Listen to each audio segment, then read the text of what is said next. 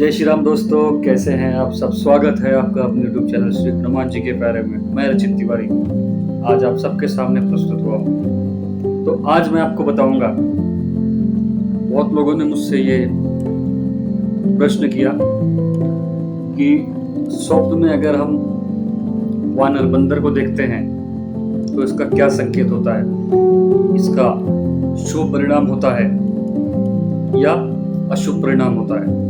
तो चलिए बिना देरी किए इस वीडियो को शुरू करते हैं। तो देखिए, स्वप्न में अगर आपको बंदर दिखते हैं तो ये बहुत ही शुभ संकेत माना जाता है। जी हाँ दोस्तों, जैसा कि आप सभी जानते हैं, वानर को श्री हनुमान जी का स्वरूप माना गया है।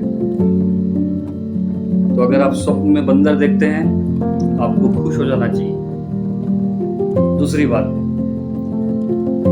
अब प्रश्न ये उठता है, आपने सपना तो देखा, अब सब स्वप्न में परिस्थितियां किस प्रकार की थी?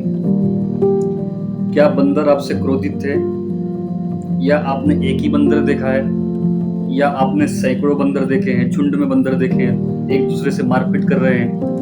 विभिन्न प्रकार की स्थितियां होती है।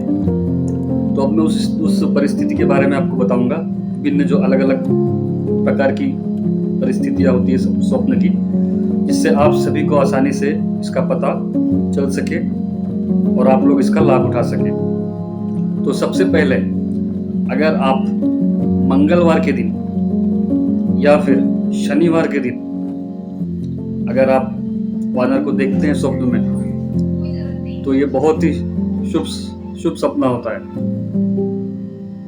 और दूसरी बात, अगर आपने स्वप्न में वानर को कुछ खाते हुए देखा है तो ये बहुत ही शुभ सपना है।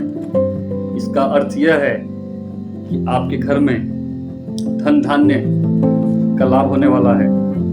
और अगर आपने स्वप्न में बहुत सारे बंदरों को देखते हैं एक साथ, तो ये भी बहुत शुभ संकेत है। इसका अर्थ यह है कि आपके घर में जो लड़ाई झगड़ा कलेश चल रहा था वह अब जल्द ही समाप्त हो जाएगा। जी हाँ दोस्तों, और अगर आपने स्वप्न में लाल मुंह वाले बंदर देखा, अगर आपने, ये तो बहुत ही उत्तम है।